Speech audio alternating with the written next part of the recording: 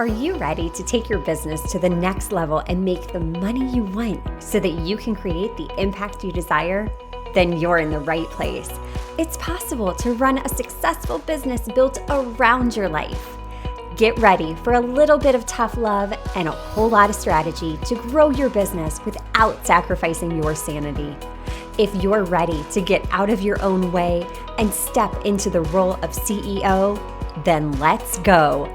I'm Amy Traw, and this is the Motivated CEO Podcast.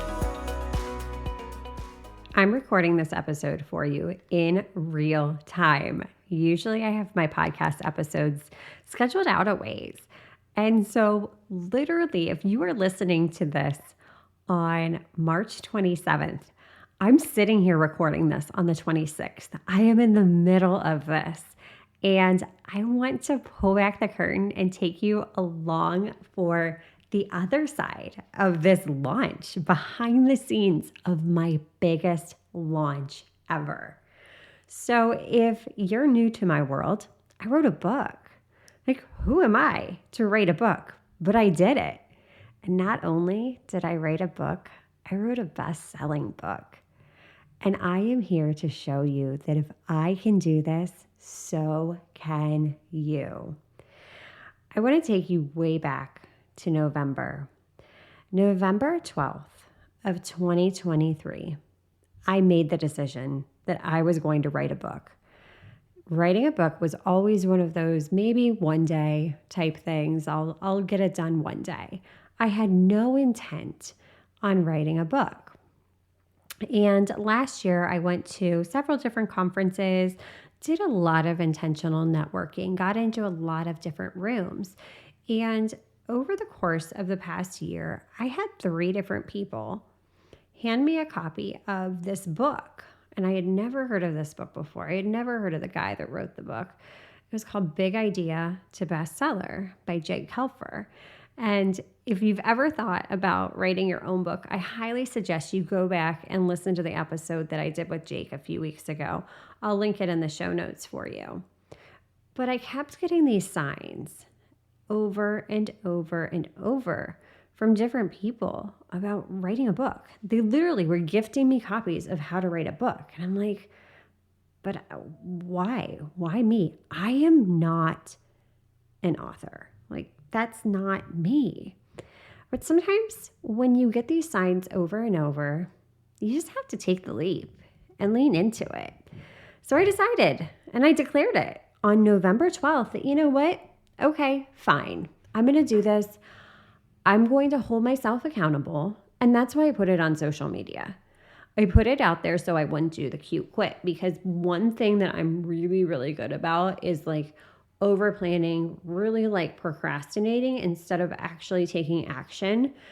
And that's something I've been really, really intentional about over the past year, is just taking that messy action, doing things despite the self-limiting beliefs that I had, despite the fear, despite all of those thoughts going through my head, and just being quick to make a decision and taking action, getting into action. So I wanted to take you alongside of me and show you the good, the bad, and the ugly, because it's so easy to see someone else's success and be triggered by it. I mean, it happens to all of us. We're human. But I wanted to take you along on this journey to show you that, you know what? Like, I'm just like you. I do not know what I'm doing. I've never written a book before. Like, who am I? Like, it just still, to think about it and to call myself an author is just the wildest thing. So I strategically mapped it out, because that is what I love to do. Like, I am all about the strategy. I'm all about the numbers. I mapped this launch out and I reverse engineered it. I knew that I wanted March 26th to be my official launch date. So we worked backwards and we broke it down and figured it out. And I knew in order to make this a successful launch, I couldn't do it alone. And that's where I raised my hand and asked for help. Because, you know what? Like, the world's noisy. I'm just one person. If I'm standing in the middle of a football stadium yelling at the top of my lungs, only so many people are going to hear me. But what happens when we pack the stands? then the voice of the crowd amplifies into one loud, booming noise. We are louder together. So I reverse engineered this whole process and I set a deadline. I set a very aggressive deadline to have my rough draft of this book done by November 30th. Granted, it was the 12th when I'm putting this out there. And I'll tell you what, it wasn't easy. Every single obstacle that could have popped up did. I got so sick. I was tempted to give up, but I'm like, no, I put this out there. I really, really want to stay true to myself. Keep that promise I made to myself. Keep that promise I made to everyone that saw me put it out there. That is one thing that I hate doing. I'm the Enneagram 9. I don't want to disappoint people. I want everybody to love each other and everybody love everybody. And I'm that peacemaker. And so I did it. I got that really, really messy, rough draft out of my head and onto paper. Now, if you're listening to this and you're thinking, whoa, did you sleep? I feel like I had an advantage. The book I wrote outlines my signature framework.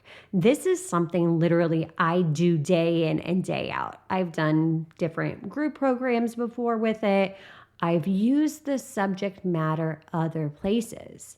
So it's not like I had to recreate from ground zero. I felt like I had a really big advantage over a lot of other authors.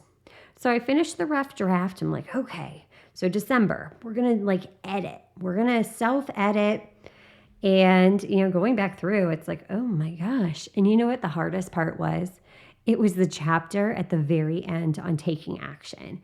And looking back, I know it was all that imposter syndrome kicking up. What are people going to think about this? What if they judge me?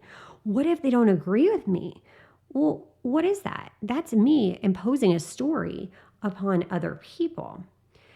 But I had that clarity. I had that clarity of, okay, you know what? At the end of the day, I am writing this book to make an impact, to share my knowledge with others. And just like you have knowledge. You have a gift that you can help others. You need to share it. And by playing small, we're not doing anyone a service. We're actually doing them a disservice. So we get through December. I'm like, okay, I've got my best work. This is pretty awesome. I'm going to send it out to an editor. So I start getting quotes and, find an editor, and the edited version comes back, and oh my gosh,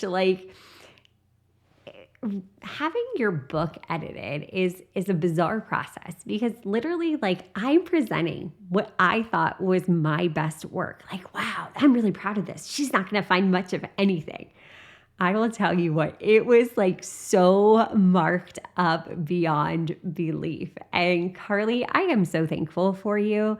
She would leave me these little stickies throughout the book saying, oh, I really, really liked this part. But every edit she made, it made sense. It made things more clear. It was so valuable to have that outside perspective of someone on the outside looking in, because certain things I would say made sense to me in my little head, but they didn't necessarily make sense. And you need someone in your corner. And just like in business, you need someone to help you point out those blind spots, because we don't know what we don't know. And bringing that awareness to it was so crucial. So once we get the book edited, okay, this is awesome. We're going to build up the launch team right now. And I will tell you what, I did a lot of direct outreach. I put things out there on social media, but I did a lot of one-to-one contact. And that was really where I found most people were like, yeah, sure, I'll support you. What do I need to do?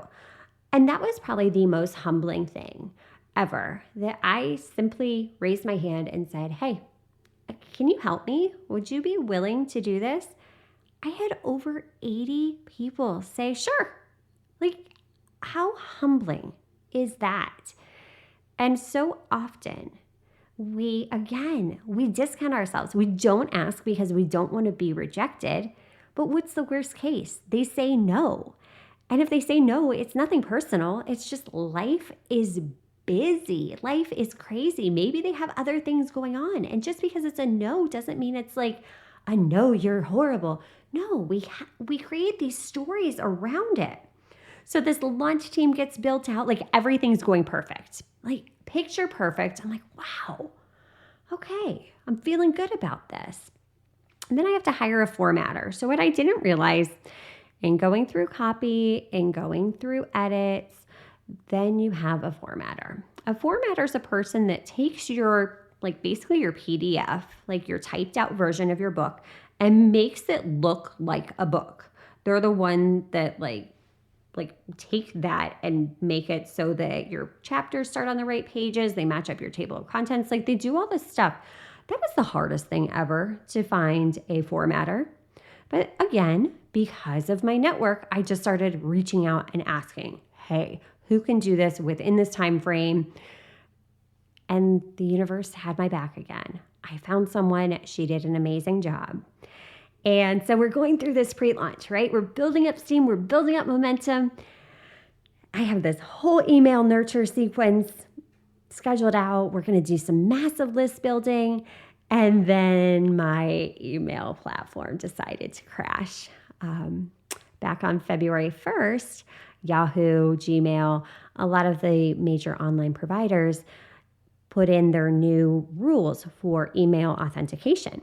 And we knew this, and we had everything set up on the back end through our provider. It was all authenticated. It was all green check marks all over the place. I'm like, yes, okay, we're good to go, no problem. When I start getting messages that day over on social media saying, hey, just so you know, it says that you're sending me malware. Okay, first of all, I am not a techie person at all. Like, I wouldn't know how to send malware. Like, what the heck is going on? So I reach out to a fellow entrepreneur and that I know uses the same email platform. And she's like, yeah, I'm getting the same thing happening with mine. And so I put it out there on social, like, hey, is anybody else experiencing this? And person after person started popping into my messages saying, yeah, I use this certain platform over and over. So I'm like, oh my gosh, like, here we go again. But I'm like, okay, this will all be fine.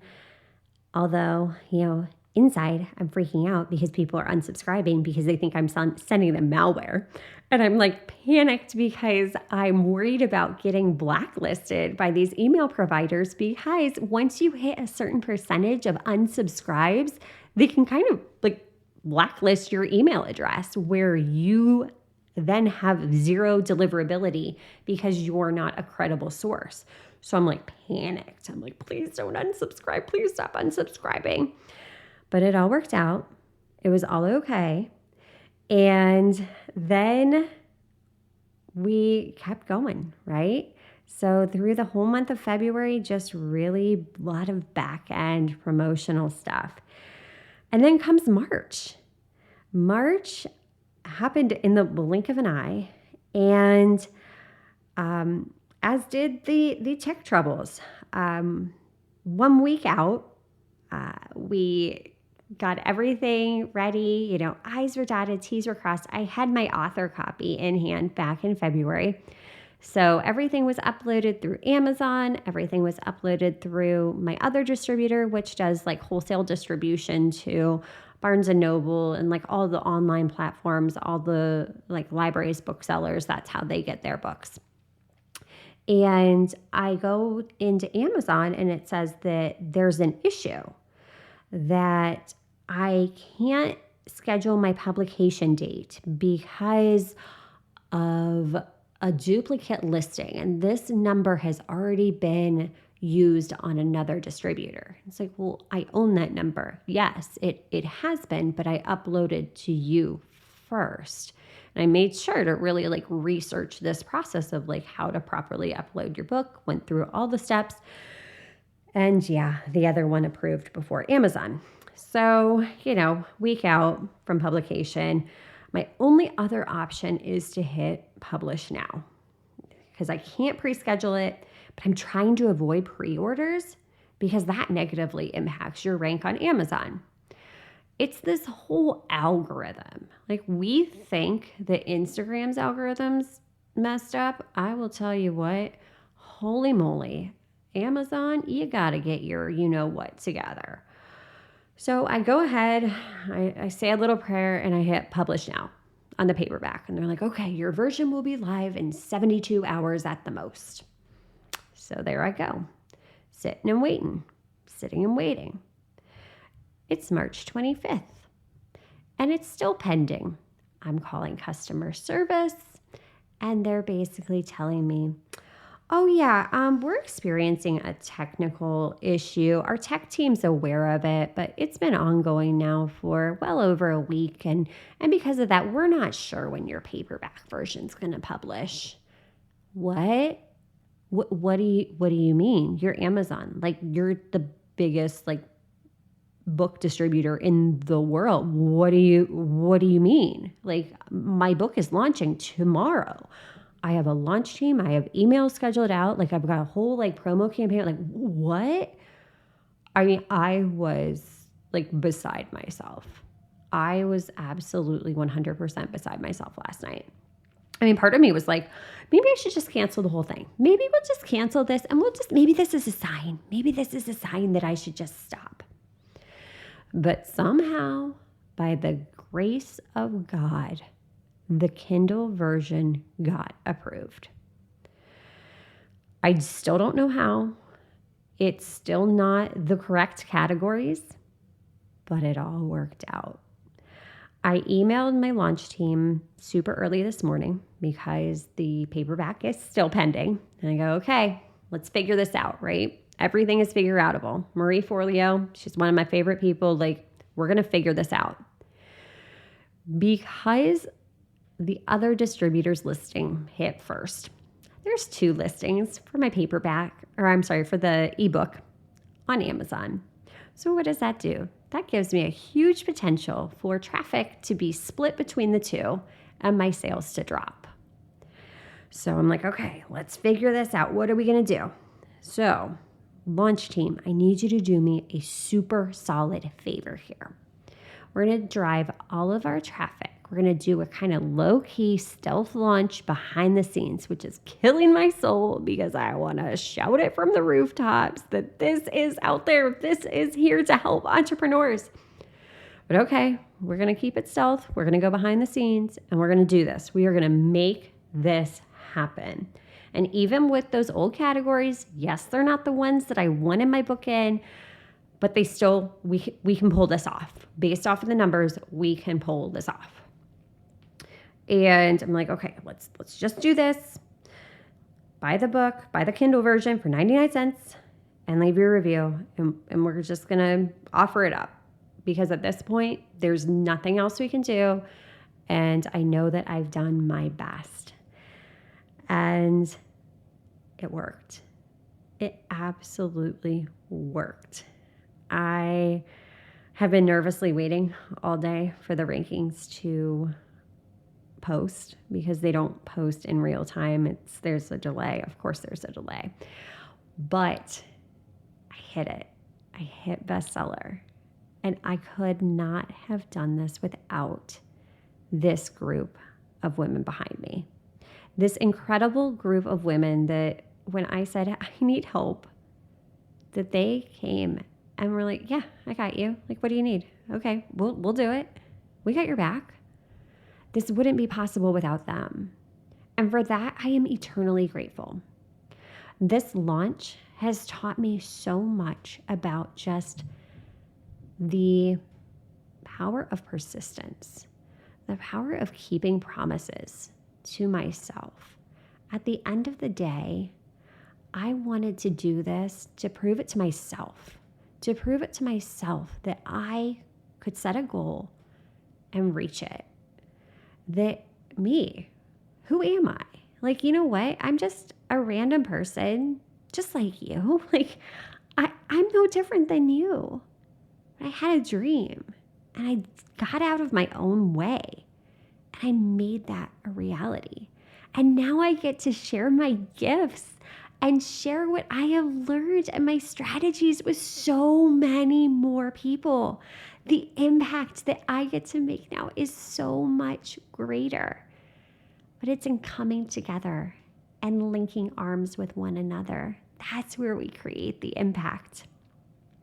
So I want you to take away from this episode that it's okay to be a beginner and figure it out as you go.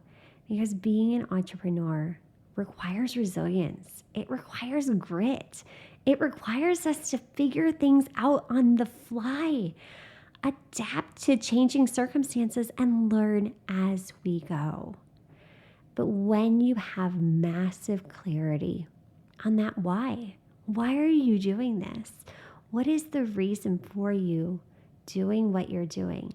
When you have clarity as to that, that'll keep you going. That'll get you through those quit points so that you can achieve any goal that you set out to accomplish. I'm here for you. And until next time, cheers to making the money you want so that you can create the impact you desire. Are you loving what you're hearing? Do us a favor and hit that subscribe button so you don't miss an episode.